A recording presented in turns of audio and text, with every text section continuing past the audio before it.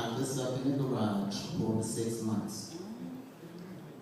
Now, we lived in a rural part of it, over Temecula in the mountains. It was called Wonka. It was like Indian reservation, so you've been to the Amish country and the houses are far between. He liked it like that because nobody could hear our screams. He beat his own children. He beat me. He beat his wife. He beat my children. But I knew I had to get out of that situation. But somebody was going to die in the house. So I told my son, I said, I might die before you. But if so, I'm going to start writing these notes. And these notes turn into letters. Because I wrote in the dark, I wrote in the corners and days, I wrote all day long. Turned the paper over, wrote it. And it turned to be about 26 pages. It was just supposed to be just a letter. But I kept it in me in my underwear because I didn't want him to see it. But I know he did. He'd kill us. I had the opportunity one day. He took me to the post office. And I tell you, it was nothing but God. Because when he goes with you anywhere, he's right there. You can feel his breath on your neck.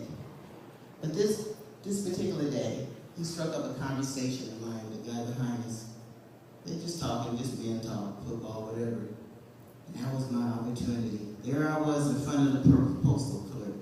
And we just made eye contact. I couldn't talk to her. He was right there still. But she was a woman. She knew something was odd. Because women, we know one another. We could look at each other's eyes and we could feel it. And I stood there and I raised my garment up, just little by little. She almost all the way to my underwear. And she stood and she stared. She couldn't figure out what was going on, but she didn't say a word. And I pulled the letter out and I slid it to her. She grabbed it real quick and put it up underneath the counter. She knew something was wrong. At that very moment, he called my name real loud. I thought he saw it, but he didn't. He just wondered, what's taking so long? I'm here I came to get a little certified letter that came for me. I gave her the slip. She went back and got it, came back. He said, let's go. He said goodbye to the guy. We left out. I looked back at her. Because I didn't know what she was going to do with this letter. Oh, she could have threw it away. I didn't know. She nodded. Then I knew. She nodded. That's all she did. Well, I went back to that place. Of course, he put us back in the garage, me and the kids back in the garage. And while we sit there that night, I kept praying, dear God, are we going to get out of here alive? I'll say, this is how the police were, right? Really, it was the sheriffs. 5 something in the morning, like to come and take you off guard, don't they? Yes. You can hear a pin drop up there in the mountains. And I heard a car roll and gravel. I said, somebody coming. And then all of a sudden, the motor went off, and the door shut, and you can hear people walking. And there was a loud bang at the door. And when cops bang, they do a bang. And I knew it was for us. I could hear the radio going off in the car. I told my kids, get up, this is it. We getting out of here. Get up. Yes, God. Like, we leaving? We leaving. So the kids inside the house, they ran and got him.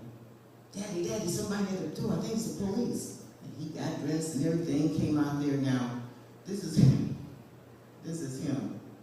And I don't know what the police was thinking on the other end. He had the front door chained so nobody could get out, not even his own kids.